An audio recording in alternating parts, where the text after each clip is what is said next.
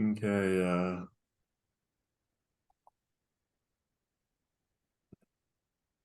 you start.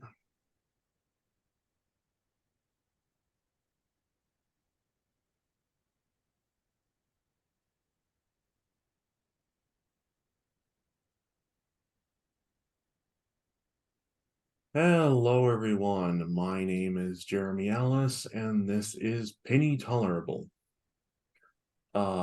Today is one of the episodes where I'll be talking to Jesse. It's one of our, it's one of our B movie episodes. And which one are we talking about this time? We are going to be talking about the Devil's Carnival, which I feel it feels a disservice to call it a B movie. I'd probably put it a little higher up than that. I think so. I mean, like in the traditional sense, it would be, uh, I guess you would call it indie cult. I wouldn't say grindhouse. I wouldn't say uh you know something like that. This years ago this would have been a straight to video thing, and it people would have just gone crazy over it, I think. Mm-hmm. It's just I personally I can't imagine a world where I can't imagine that there's like a universe out there where this movie isn't the biggest thing ever, because it's such a fucking weird little thing that just it's like the little movie that could. You know Mm-hmm. what I I can see why because so much of it I can't imagine that it has a particularly high budget. Um, they don't really seem to they have some cult players, but they don't really have too many big names to really draw people in. There's again, I say cult favorites there because mean? yeah, they're definitely there, but this doesn't have there's no real major actor to gravitate towards that, has that star recognition power. Um, I do see this, even though I will sing its praises endlessly, I can see this being like a gas station gem that you just pick up Yeah, off the shelves. Um, I really wish it was a bigger hit than it currently is, and it's definitely enjoying a lot of fame and acclaim in certain circles, but I don't think it's really broken through in a way that would give it the attention I feel it deserves. yeah. I mean, when you most people the guys who did this, Karen Zadunich and Darren Lynn Bousman, most people, if they know them from Reboot's Genetic Opera, which is another movie I love. And even if a person loves Repo, they're kind of it's not even that they don't like Devil's Carnival, but it's just like that was okay. So like it even it's like the redheaded stepchild of the redheaded stepchild kind of. And I wonder why that is because I see productions like when we recently did the movie Manglers, I made jokes saying that, oh, Vivzy Pop would love this. Just thinking of the YouTube fan animation, or not, or just the YouTube animation of Hell of a Boss that really seems to scratch this sort of niche that has found its audience, that has found a lot of fan support. And I kind of wonder, um, again, it's not absent on the internet, but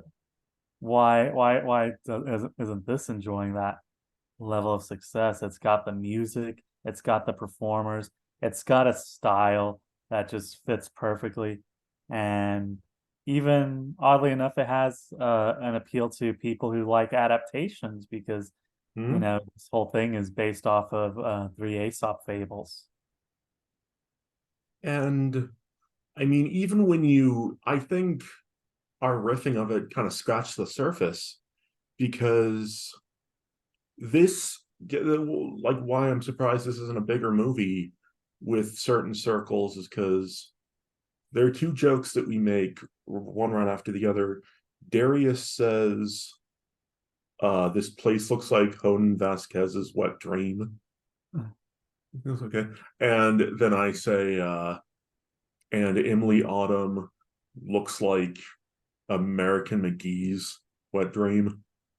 And I'm like, I bet if you ask Owen Vasquez, dude, like, hey, you ever heard Devil's Carnival? They're like, oh yeah. Or if you ask an Alice kid, like, hey, you ever heard of Emily on? Like, oh dude. Mhm. And I think it has its big fans where it does, if that makes any sense. Mhm. Oh, definitely. It was I'd heard it from a mutual friend of ours about it, and we sat down, watched it for the first time, and I was just absolutely in love with the first time I saw it. And so when he Mm. suggested we do a track for it, I was a little worried that we would come across our usual way, because this is generally a film I really feel like I have no notes. It's a certain style, it's a certain flair. It's not for everyone, but it really, for that person who's looking for it, it's gonna hit the spots. Yes, it for the it that's the best way to describe it. Like, if you like the right thing, this is manna from heaven. Hmm. Um, you talked about how you were introduced to it. Um, and I tell this, get me drunk and I will tell this story. Um, my brother showed me some songs or had me listen to some songs by Emily Odd, and I was like, oh, these are really good. And then we saw that she was coming to town, uh, and I saw a picture of him, like, oh shit, this looks interesting. And when she did those songs, I'm like, hey, I don't go to enough concerts. Let's go. And by the end of the night, I'm like, okay, I'm a whatever her fans are called, and I later found out they're called plague rats. Like, that's what I am. Like, it was it was like, you go into a church and you're just overwhelmed. Now I know that sounds stupid, but I just really love her stuff. I mean, Hmm. I don't know. It speaks to me, the kind of neurodivergent goth. Uh, it's just a lot of different stuff wrapped into one. I'm really curious. Where do you see, since you mentioned the word neurodivergent, where do you see that in this movie, or do you just see an appeal in this? No, oh, I was referring to Emily On specifically. Oh, okay. She's bipolar. Okay. Yeah, there's a whole like this would be like the Berlin Alexander plots of podcasts if you just let me talk about Emily. So I'm not even going to go into it. Like, Okay. it, I'll definitely save that for another time. I mm, like Emily Autumn, but I'm not a plague rat. I'm not that deep in the well yet. Maybe you can convince me. I'm sure I can. But yeah, this film, and she's just one of the cogs in the machine. Like, everything is so weird, and you just don't get a lot of movies that are this specifically bizarre. Hmm. Where I kind of think of other movies that just have a ton of singers in them, and I think like Tommy, uh, just other stuff like oh, what was I thinking of? There's Tommy, and then there's Straight to Hell. Hmm. There was that with the Pogues and Courtney Love and a lot of other people. And these are such like sore thumb movies, you know what I mean? Like it's like, oh yeah, that. Like you where it's like you don't know what the fuck it is, you just know you like it. Hmm. I think that really manifests wonderfully. And yeah, the cast for one thing is like Paul Sorvino, Sean Patrick Flannery, uh, Ivan Moody, Ogre, Alexa Vega. It is such a fucking weird cast, you know. It's wonderful. I won't deny, I don't know too much about the cast, except I know that there's quite a few fans attached to them. But I was just sold on the performances. It's like going into a movie so blind and just When you getting such a treat all around in terms of performers, actors, singers. If you like, when you mention the character, I can tell you who the person is, or will that be annoying? No, you can tell me. Okay, just yeah. But yeah, speaking of, I really enjoyed Satan. Hmm. Just since the whole framing device is him telling these stories, telling these very basic Aesop fables, and I do wonder what made the people there make the connection between Aesop and this giant uh like human morality tale, and I really like just seeing just that they make such a seamless transition that you know I always feel adaptations try too hard to say what if this but modern times and just absolutely miss the point Yeah, of something, or what if this but in a different place, and again it just runs the risk of being this showy thing that doesn't really have much of substance. yeah, But with this one, it feels so well thought out. They consider just what sort of human relationships can be the scorpion and the frog. What sort of human could be the dog and his reflection. And so, again, this is one of those adaptations where everything's just so well thought out. and like you said, like the high concept adaptations. In terms of high concept adaptations, like on the same kind of wavelength, it reminds me of the Japanese movie Funeral Parade of Roses, and it is a 1960s teenage Japanese gay version of Oedipus Rex. And I'm like, when you set that up, it's like, where do I buy the ticket? Like, what? Like this sounds fucking insane, and I'm down for it.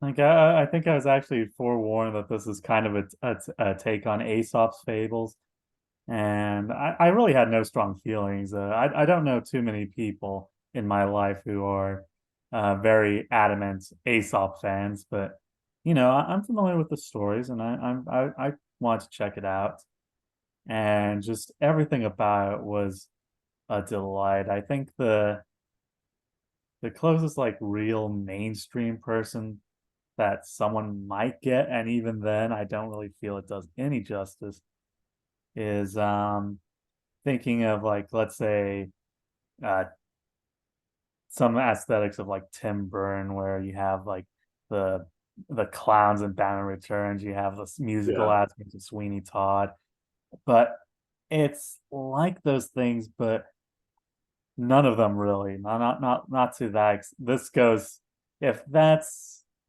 if you think that's a 10, then this definitely dials it up some zeros added to that. Yeah, it's kind of like some things, but bent where like I don't know, some people have said there's a bit of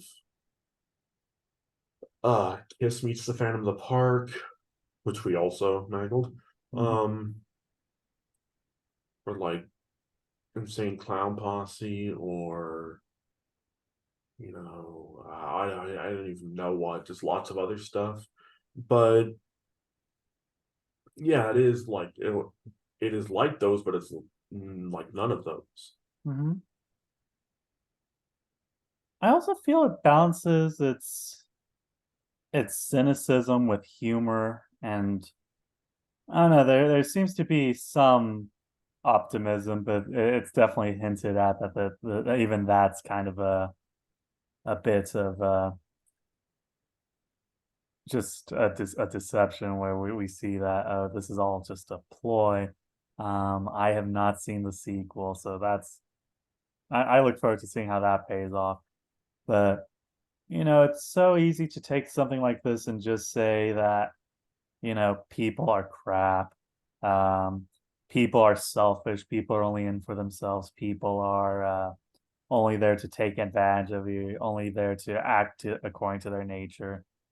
Um, and yet, I don't feel it gets that, it doesn't give that cynical message, even though it is a very grounded world where a thief gets shot, and someone dies by suicide, and it can really go into dark places, and it does, but doesn't feel like it stays in that dark place for too long. Hmm. And if you watch the sequel, then there's even less cynicism because they give you a lot more dimension to the the carnies and the Devil's Carnival, like why they do what they do, how they do what they do, how they work with each other. And one of the things that they kind of lean into is like showing how hell operates and showing how heaven operates and like which one would you actually want to be in if you had these two places. Hmm. And I'm not going to spoil it for you, but it's a really interesting sequel. We can't go without talking about the songs for Devil's Carnival, Mm-hmm. the musical. So for me, and you're probably going to be very happy. The standout number for me is definitely the Scorpion's Tail. Mm-hmm. The reason I have it fresh in mind was I was watching the new Star Trek Strange New Worlds series. Mm-hmm. And they did the first Star Trek musical episode. Everyone does musical episodes now. Yeah, everyone does them. So this was their first foray into that, and I thought it was pretty well composed. I enjoyed quite a bit of it. A good deal of that was spent on the usual, TV medium. Why are we singing lyrics? Mm-hmm.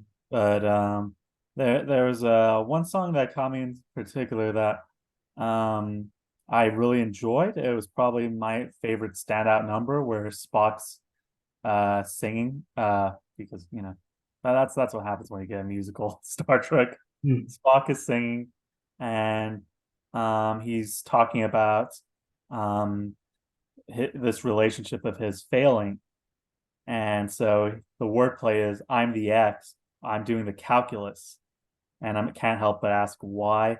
So it's playing on the concept of X and Y in calculus, just being a variable and the solution. while also saying, "Hey, I'm being dumped. I'm the ex, and why is this happening?" But that really seemed to be the only wordplay that has going for it. Like, and it was really well sung, but I felt it fell short of that potential. Whereas, you get a song like Scorpion's Tail, and every prick, prick, prick, prick just comes off so there's so much double entendre in that, and I don't mean that in the usual like sexual wordplay, no, but they definitely have different meanings all around. One of the things when you mentioned Spock singing, all I could think about, do you like Aurelio Voltaire, the singer? I think so, yeah. Have you heard his song Human Nature? I don't think I have heard that one. It's Spock's love song. It'll give you the feelings. It will. Like after when we're done with this call, listen to it. It's a It's gone. it's a really neat song. Like uh I hear my father I hear my father's reasoning, but my mother's breaking through. She says it's you who can save me. I've fallen into a supernova, and that supernova's you. What else can I do? It's a really nice Mhm. song. I can imagine. I don't Mhm. know. Now that you got me thinking of Spock singing, I'm just thinking of Learn Nimoy singing about Bilbo Baggins. That was great. But let's go back to I'm sorry, Leonard Nimoy. Let's go back to some actually good music. Oh, yeah, wait. I wanted to talk about Leonard Nimoy instead. We have to talk about him like fucking on. Great. Well, yeah, we were going to talk about a strange little hobbit who we all admire, but no, now we get to talk about Emily Autumn. So I'm just curious, did you hear the song first, or did you see the movie first? I heard the song first, and then my my brother. I love my brother. Everyone knows that. Everyone who listens knows that. Everyone who knows us knows that. But we tease each other, and he said like we were like walking by the Hot Topic, and he pointed to Devil's Carnival. He's like, "Hey, your girlfriend's in a movie." I'm like, "What?" I saw, like, holy shit, I gotta buy that, and I bought it and watched it and loved it. Hot Topic still sells movies? This was a while ago, like Okay. 2012. Yeah, I think they were still selling movies then. I remember um getting my first Happy Tree Friends DVDs from Hot Topic. Hmm. So yeah, that checks out. And yeah, the DVD section is sorely missed. Hmm. Yeah, the time frame with my fanhood is learned about her in 2010, went to the concert in 2011, saw the movie in 2012, and yeah, still hanging The re- on. the rest is history. Yeah. I mean, one day we need to have a podcast of us just talking about you'll talk about Emily Autumn and I'll share all about 60 years of Doctor Who. Mm.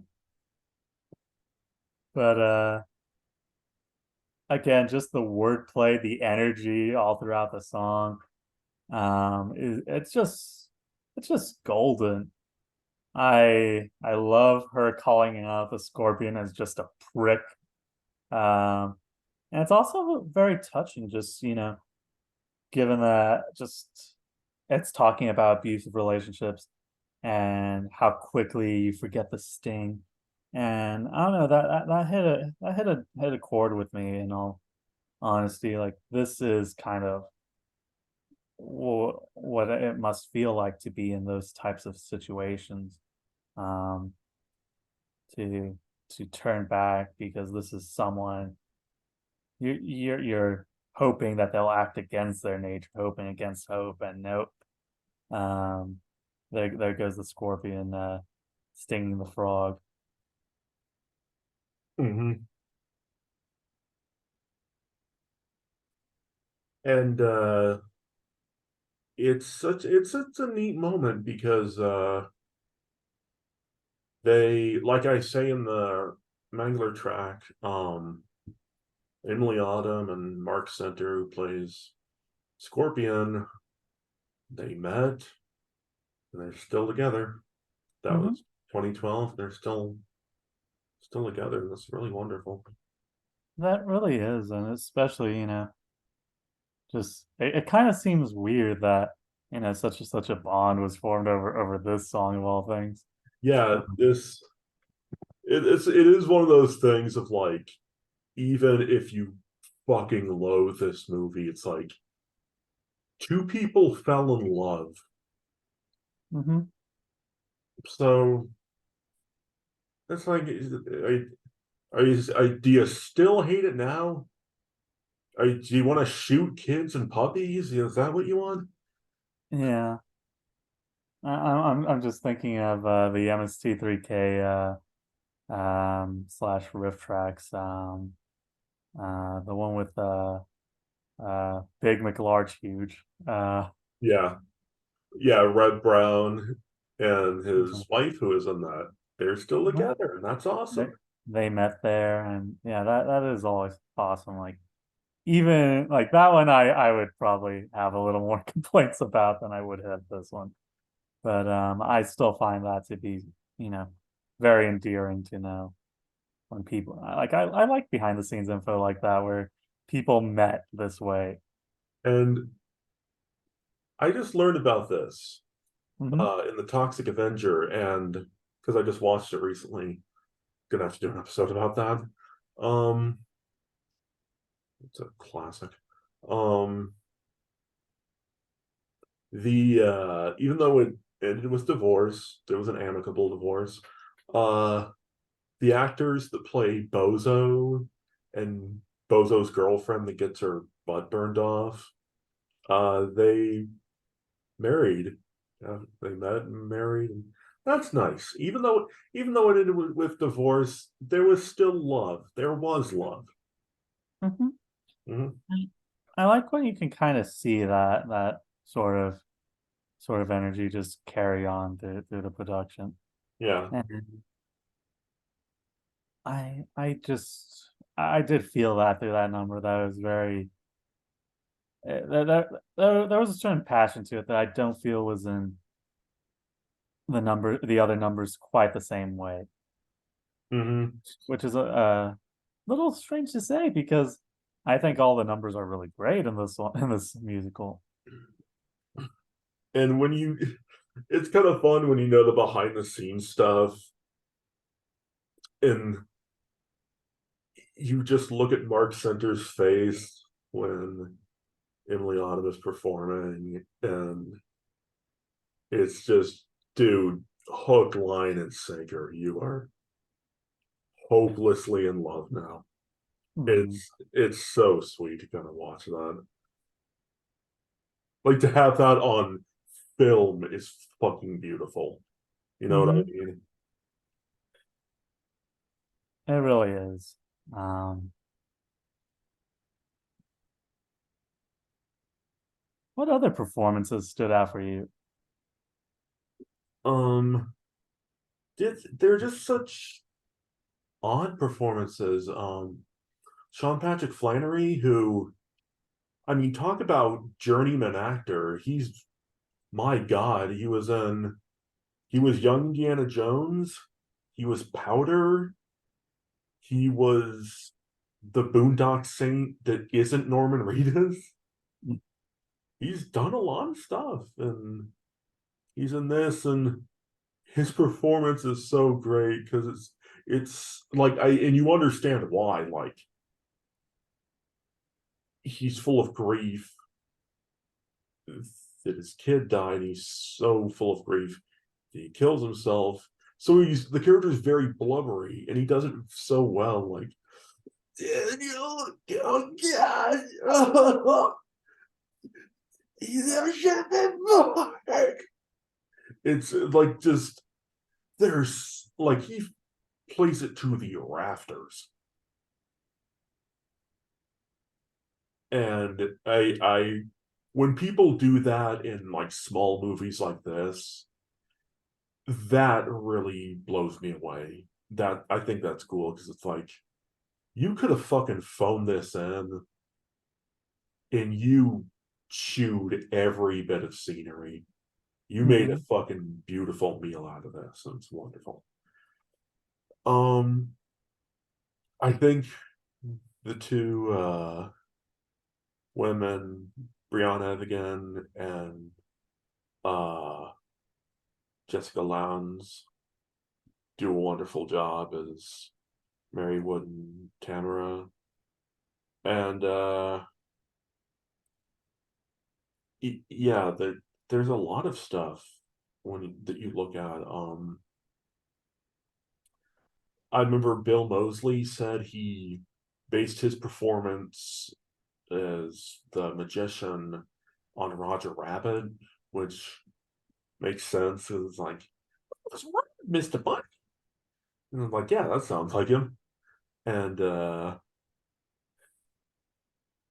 yeah, there's just a lot of different stuff like that. I mean, everybody in the background seems to just be like you watch this and you see another person in the background doing something weird and like that's it's so colorful and rich.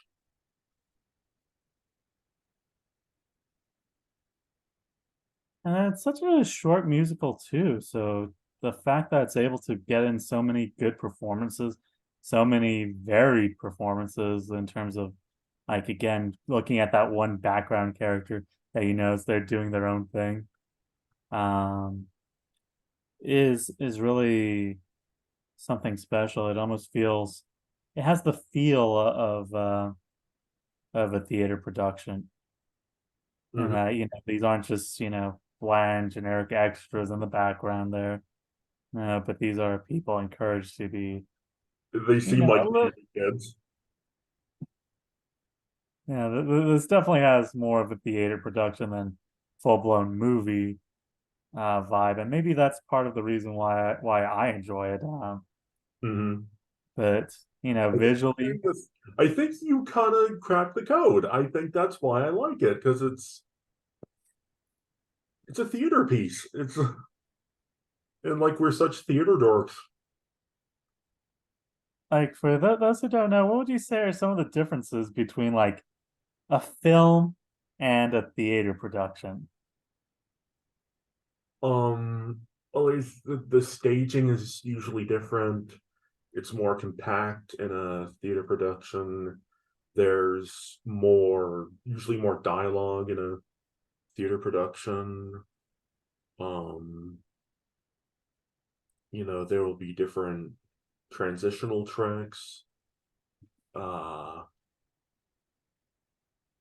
yeah, there's different stuff like that. And I think there's also that elevated Yeah. demeanor that they have, you know, that spectacle, that camp, um, that, you know, I feel like someone like Emily Autumn's just tailor made for. Mhm. But yeah, it really does come off as a theater production of very high quality. Like it is a, I do honestly feel that for, well, for any budget, really, this is someone's vision, and this is the highest possible quality that it can be in. And that's not to discount it. I do feel that this legitimately looks, it has an aesthetic to it that matches um perhaps its budget, perhaps but never feels like it's constrained. Like this is the vision that we want to see put to screen. And um I just feel like this is the exact energy that the directors were going for when they made this. Oh yeah. Um, it really is because they had done Repo and they had a surprising amount of freedom with that, but they wanted more freedom, and they got that with Carnival, Mhm. which I think is really cool. And then there's that compactness, like you mentioned. All these areas feel, I wouldn't say claustrophobic, but they do feel like they kind of invite you. Like you're that extra person watching as they go about their performance. It's a Because movie where you always feel like you're in a haunted house. Mhm. Yeah. I can see that, especially some of the more um theme-like setups, like particularly when we have our kleptomaniac and it is a lot more narrow corridors. And it has that haunted house vibe where each room has something different for you. Mm, We have the main circus floor, which is always a delight to come by. But you also have those tight areas. You have the backstage area where the scorpion's kept. Um, you have the story room, and even just little things like the little entrance to get to where Satan and the vision of his boy are. hmm Just really, I don't know. It doesn't feel like it's a particularly lavish production in terms of how much it must have cost, but everything it has looks like it's top of the line for what they're going for in terms of look. Yeah, I mean, I would love to work with, whoever worked on this, because like talk about stretching the budget. Holy fuck. Like I wish I could do that when I make stuff. You Hmm. know, it really is, amazing when you look at it. And the budget was, I think, 50,000, Wow. which is insane. I would think that this production would at least have a single million attached to it, just with the stars they have, or and then the set again. They saw the assignment as uh, deranged satanic clown circus, and they did that perfectly. Mm, Chef's kiss, really. yeah, Um, so again, when you say that this is a little movie that could, it it is. It's not a feature length film. It's not again. It doesn't have the name recognition. It doesn't have anything that's really solidly attached to it, apart from maybe Aesop and a few of its cult favorites. Yeah, it's gotten I do feel that's gotten a lot of love and praise from certain groups. hmm Like I don't imagine too many people watching this are going to have no feelings towards it. I think I do feel like it's one that you go into and find like extreme passion for. And you yeah, see all these people being passionate and just again having that theater energy where they may not be they may not be just they may not have the resources, but they're bringing their all for whatever they can do, and it's such a delight. yeah.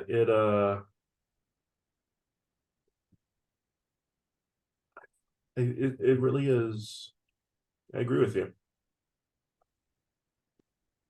It's got to me, it's got a great script. Again, great deliveries from all the actors involved, even with the bawling. um, I do feel again everyone just seemed to understand what the assignment was. hmm You know, um, Paul Sorvino said he did it because of the script. He mhm, said, it's said Hollywood doesn't make pictures like this anymore. mhm. And then, of course, you want if it were to be a bit more of a bloated Hollywood feature, it'd be bloated. It wouldn't feel like I don't feel a second is wasted in this one.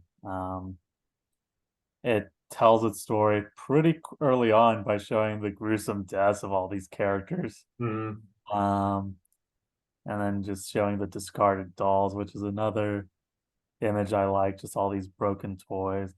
Again, they're all these things that we associate with like creepy elements, and I really got a lot of joy seeing that. Which the Broken Doll, if you've seen the sequel, holy shit, is that foreshadowing? Like that is god tier foreshadowing. That's all I'm gonna say. I really do like it when these things are so well thought out, and there's a third one penned, isn't there? Yeah, it they wrote it, but and never say never. Hmm. But apparently, the post production, and this is just stuff I've heard. The post production of Devil's Carnival 2 was such a shit show that stuff just kind of fell apart, and like it just kind of laid there for too long. And Hmm. like, they said like if we ever come back to it, everyone is willing to come back. Everyone has said like, oh, I'd love to do that. Unfortunately, Servino's passed, Hmm. so wonder what they would do. And yeah, it's and Terrence Adunich has hinted about different stuff recently. It's been like 3 years since he posted on Instagram, and Yeah. so it's like, what are you getting at, buddy? What is this? So who Hmm. knows? Maybe one day. I mean, we Yeah. got I mean, for how long did it take us to get another Ghostbusters after the second one? How long did it take us to get another Indiana Jones after the last one? It's just, I get the feeling this will be discovered when everybody's joined the when everybody in the cast is in the AARP. Not when they're Hmm. like fogies, but AARP. And Yeah. like it's like, oh, we need to do the sequel, and it's gonna have, like that. Let's have the painted scorpion where it's their kid, or some shit like that. Hmm. Some legacy shit. I mean, people have done sequels to like Astro Zombies and Plan 9, so fuck it, why not? Oh, I know. I'd love to see just how that trilogy would come to an end. But even still, the Devil's Carnival itself is a standalone, and I think that's important when you make a movie that no matter what, it's a movie. It should be a good standalone story, and it should have a satisfying conclusion. Um, I in mean, some way. you look at Star Wars. Like Lucas didn't think he'd get a sequel. Look at the ending to that. They win. Hmm. He kept it open, but it really is like you watch and you're like, so does Darth die? Like, does his fucking thing fly off? And like you're like, yeah, it's a neat ending. Hmm. Like I know for me right now, I just have uh the Spider-Verse movies and on my mind because the new one just released on digital.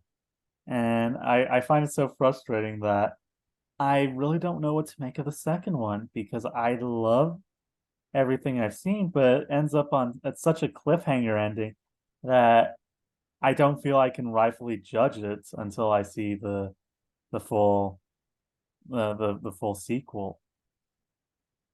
And I don't feel on its own it stands as a story, even though it hits all the beats. It's a part one, and I really feel a movie should never be a part one. A movie should be something that you can enjoy on its own. Yeah, and I don't even think that a sequel should be part two. You know what I Mhm. mean? Like, in case you don't get a third one, I mean, look at Gremlins 2. That is the most scorched earth sequel ever. Like, how do you top Gremlins 2? You know what I mean? Mhm.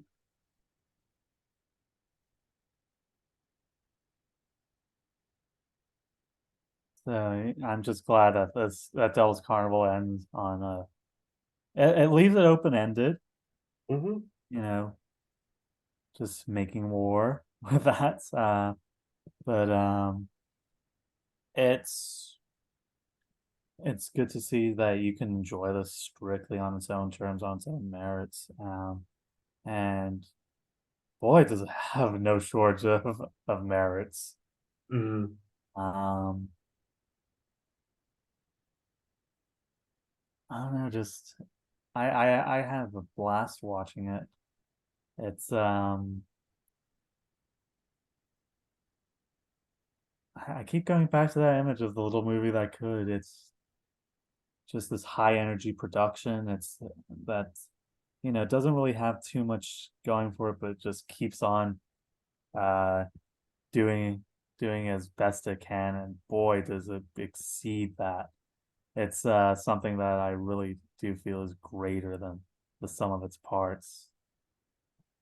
Eventually, on Movie Manglers, we will get to the Devil's Carnival too. But just to kind of whet your appetite, the first one is about hell, which is filled with rock and rollers. Second one is about heaven, which is filled with musical theater people. So you have people from Broadway musicals in there. That'll be something to behold. There's, Um, there's one cast member in there that you're gonna go like, what? I'm not gonna say who it is, but you will yeah, you see them. you know what? I think I'm gonna make it a point to catch up with the Devil's Carnival follow-up, the sequel before we go into into it for movie manglers. All right, that sounds good. Because yeah, these I think when I think of things like riff tracks and MST3K, how many of these movies would I enjoy without the track? Mhm. But this one we gravitate towards a film we loved. Yeah, I can definitely enjoy this without any sort of joke tracks or anything like that. there are movies that we do. There are movies that I've seen on riffing stuff where I'm enjoying the movie. Like there are times when I'm watching the movie on Movie Manglers and I'm like, oh fuck, I need to make jokes. Like I need to Mm-hmm. stuff like that. And something interesting. Recently it was Mark Center's birthday, and I have spoken to him a few times, and I sent him a synced up copy of our Movie Manglers track Mm-hmm. for it, and he was really excited to watch it. I don't know what they thought of it, but I'm so I'm so excited and anxious to hear what they thought. So that's pretty cool.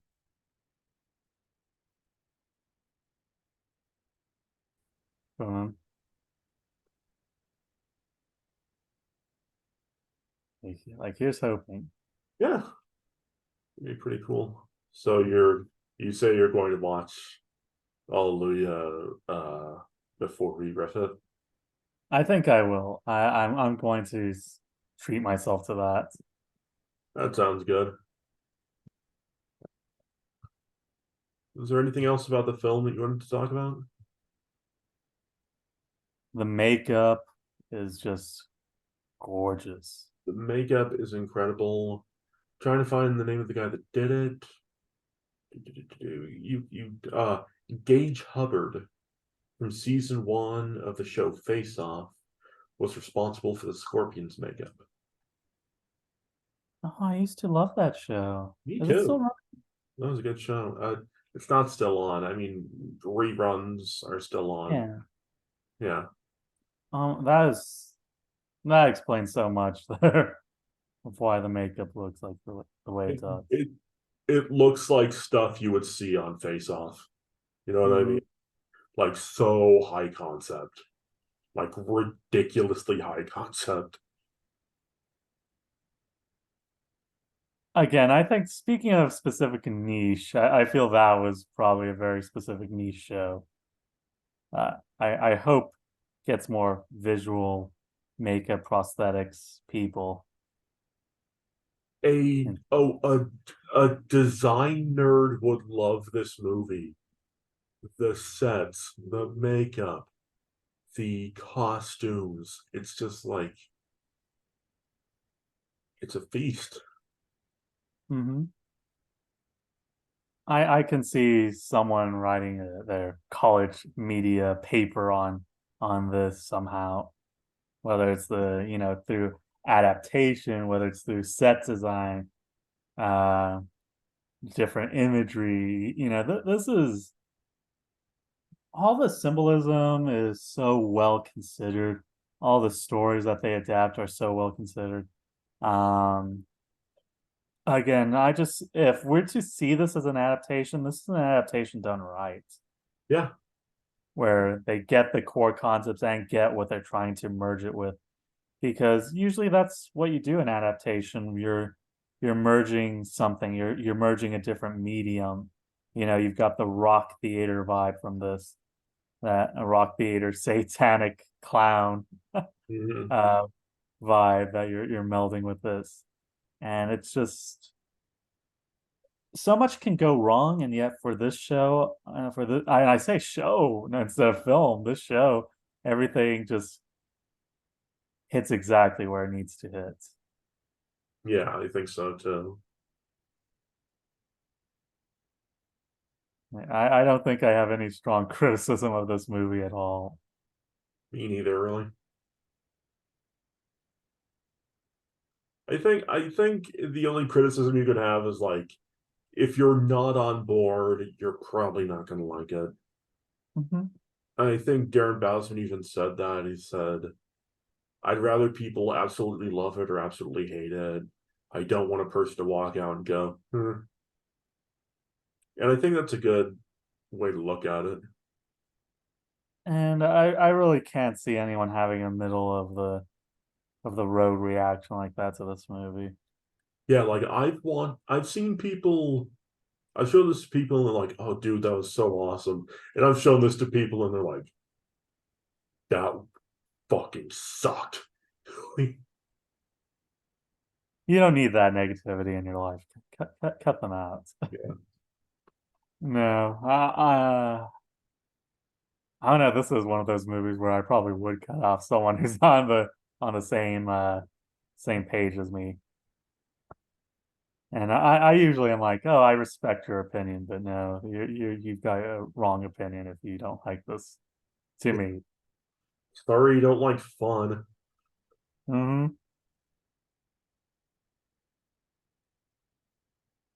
So I think I'm going to go out to my Hot Topic, see if they have a copy of Devil's Carnival. I actually don't own this one physically, and I think I'd like the chance to own it. I own both the Hot Topic copy and the Ringmaster copy that is available if you order it. Hmm. I'll have to look that up because that has been a glaring oversight in my physical media collection. Just, I like to collect things I enjoy because, well, any collector likes to collect things they enjoy. Mm-hmm. And I feel that that's definitely one I need to add. When you brought it up, I just had I went years without hearing the Devil Carnival from anyone else.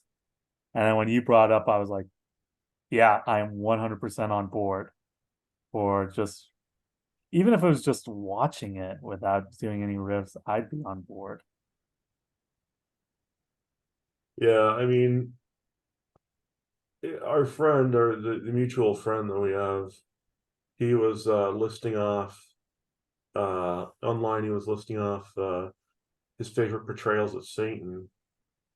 And Hmm. I commented, "Oh, you should see Devil's Carnival," and he commented like the about a third of Satan's song or Lucifer's song.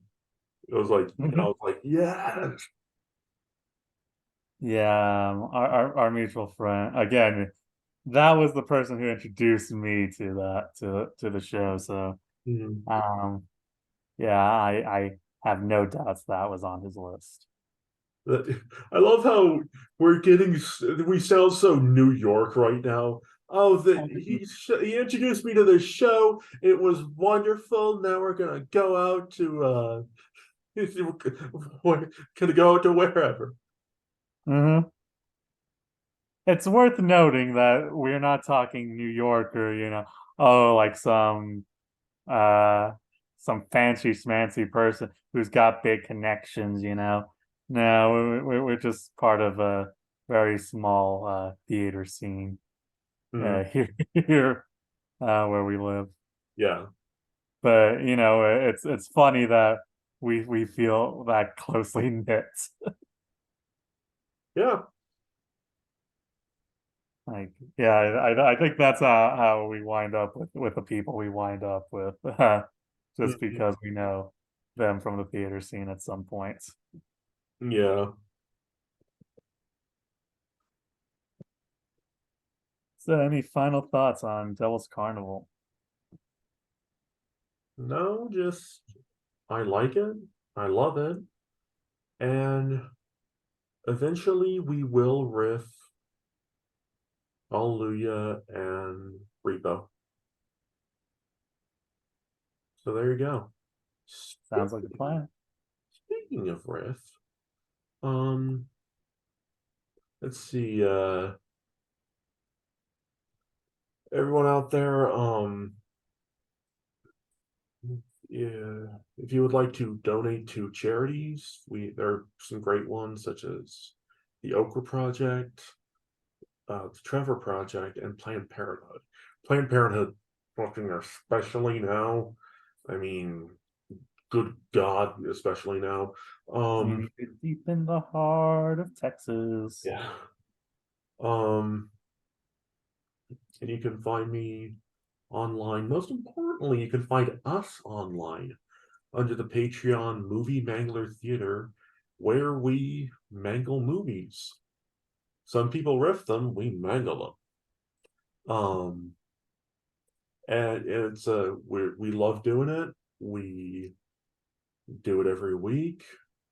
Right now I have a nearly continuous Twitch stream of old episodes continually running on my Twitch stream, Jeans 84.